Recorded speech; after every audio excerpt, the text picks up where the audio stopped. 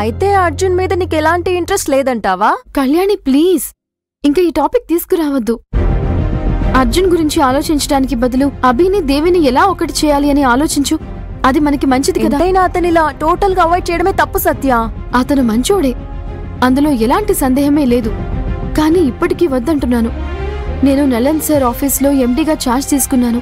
నువ్వు కూడా నాకు పిఏగా అపాయింట్ అయ్యావు కదా. ఈ డ్రామా ఎన్ని రోజులు సాగుతుందో మనకే తెలీదు. నలన్ సార్ నన్ను నమ్మి ఒక పెద్ద బాధ్యత అప్పగించారు కళ్యాణి. మనకి టైం కూడా చాలా తక్కువగా ఉంది. ఇంకో 1 నెల రోజుల్లో 2 నెలల్లో ఇలాగే ఉంటుంది. గాలి మన వైపు వీచినప్పుడే అభిని దేవిని ఒకటి చేసి మనం అనుకున్న కార్యాన్ని పూర్తి చేయాలి. అభి దేవి మ్యారేజ్ అదొక్కటే మన target.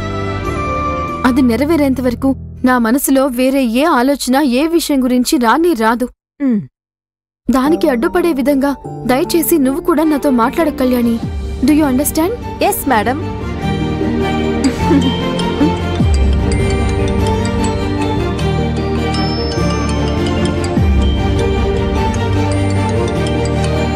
Very good, thanks.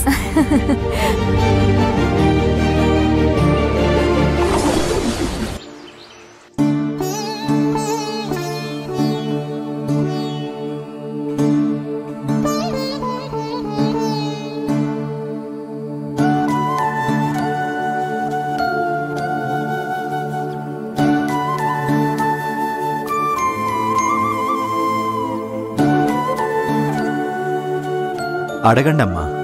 Guruji, పోయినసారి నా కొడుకు అభికి జాతకం చూసి చెప్పింది మీ శిష్యుడే కదా. సమస్యలు తీరడానికి బాగా అనుభవం ఉన్న ఒక వ్యక్తి కావాలి అని అప్పుడు రిక్వెస్ట్ చేశాను.